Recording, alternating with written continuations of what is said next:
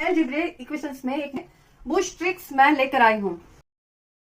यहाँ पर देखो अच्छे से, आपको समझ में आ जाएगा कि आम मेथड में हम कैसे काउंट करते हैं। पहले आम मेथड देखो, फिर मेरी एक इजी बुश ट्रिक है उसको देखना, लेकिन देखना मत भूलना। Okay, x plus y is equal to 6 है और x minus y is equal to 4 है। अब मुझे यहाँ पर x की वैल्यू, अगर ये मेरा फर्स्ट इक्वेशन हो गया, ये मेरा सेकंड इक्वेशन हो गया, मैं थर्ड इक्वेशन के लिए क्या करती हूँ, यहाँ x रख देती हूँ। यानी कि x मैंने यहाँ पर रख दिया, यानी कि 6 माइनस वाई हो गया, यानी कि 6 माइनस वाई, ये मेरा थर्ड इक्वेशन है। अब थर्ड इक्वेशन को मैं सेकंड इक्वेशन में पुट करती हूँ, यानी कि x की वैल्यू पुट करती हूँ, यानी कि x minus y is equal to 4, यानी कि x की वैल्यू है 6 minus y is equal to 4। अब मैं 6 इस और ले जाऊंगी, यानी कि यहाँ पर आप देख लो, ये है माइनस वाई दोनों का प्लस होगा, यानी आंसर आया -2y और 4 माइनस 6 आएगा, प्लस है इस और, यानी कि यहाँ पर मैं y पुट करती हूँ और इनमें से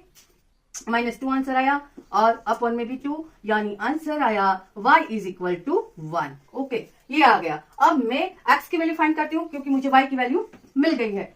अब देखो, मैं y की वैल्यू फाइंड करने के लिए, x की वैल्यू फाइंड करने के लिए मैं यही इक्वेशंस में y की वैल्यू पुट करती हूँ, यानी कि x minus y is equal to 4, यानी कि x is equal -1 is equal to 4, यानी कि ये इस ओर चला जाएगा, यानी 4 plus 1 is equal to x की वैल्यू हो गई 5। अगर यही मेथड को मैं बूस्ट ट्रिक से आपको समझाती हूँ, देखो 1 सेकंड भी नहीं लगेगी इसको सॉल्व करने में। यहाँ पर देखो, आओ मेरे साथ। यहाँ पर आपको इक्वेशन दिया था x plus y is equal to 6 और x minus y is equal to 4।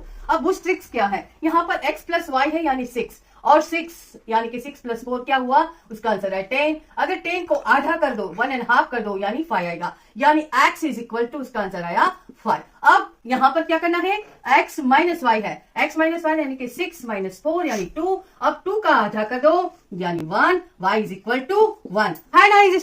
इस ट्रिक्स को बोर्ड में अवश्य आजमाना, आपको पता चल जाएगा कि आपका इक्वेशन सही है या गलत।